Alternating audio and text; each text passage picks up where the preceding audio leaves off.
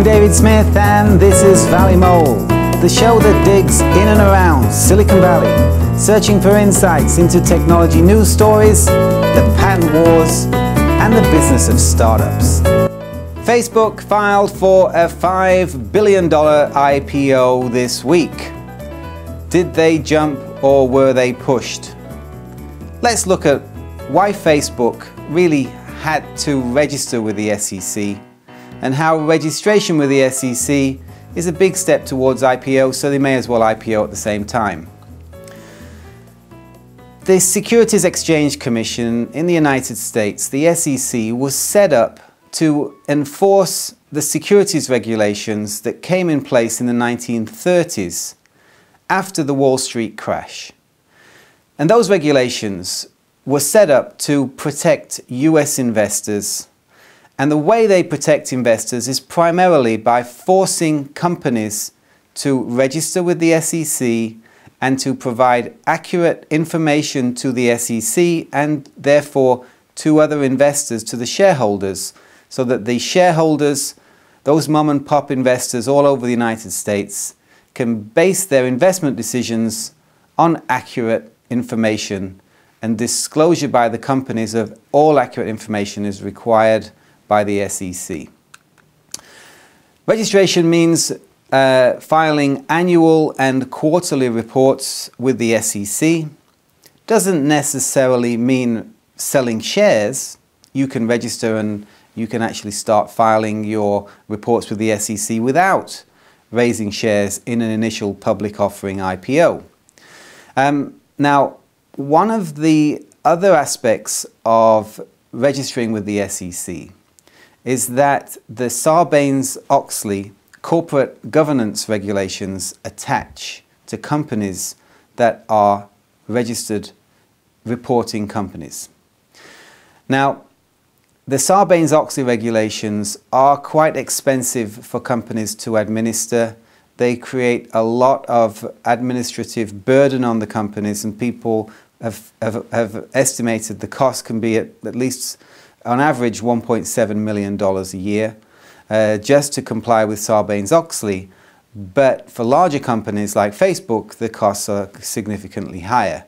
So registration is quite costly in terms of not only the legal fees and so on of actual registering, but then there's the accounting fees of submitting your reports to the SEC each quarter, and then there are all the compliance costs that go into complying with the Sarbanes-Oxley regulation. Now, registration with the SEC is required when a company is raising finance from public investors. So this would be required as part of an IPO. Before the IPO, the shares are sellable to investors. The company must register with the SEC, and the SEC must approve those shares to be sold before they're sold. However, registration is also required when a company has more than 500 shareholders. This applies to companies greater than $10 million in assets. Of course, Facebook is far greater than $10 million in assets. So this requirement to register with the SEC with having more than 500 shareholders will force Facebook to register with the SEC. Now, could they circumvent this 500 shareholder rule?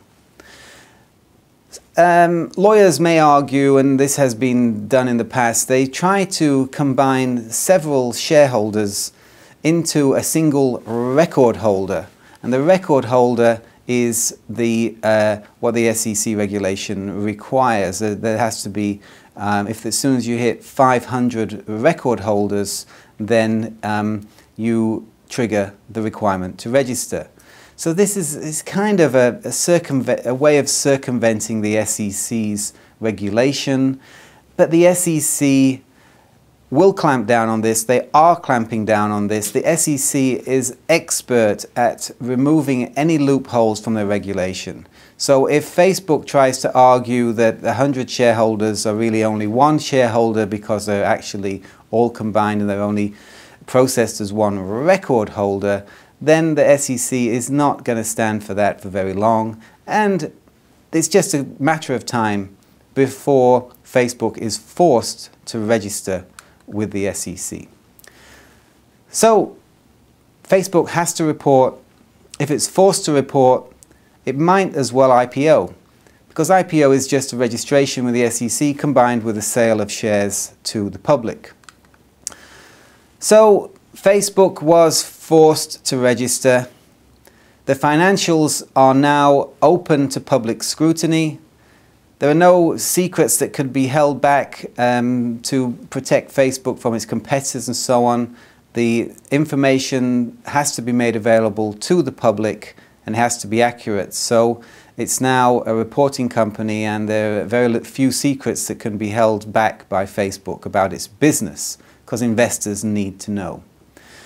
Sarbanes-Oxley and other regulations mean lots of reporting, liabilities, red tape. Lots more lawyers need to be hired by Facebook, and there's a financial burden attaches to all that. But Facebook shares are then sellable on the public markets. Furthermore, the IPO means that $5 billion will be put in the bank by Facebook. So it's probably all worthwhile in the end.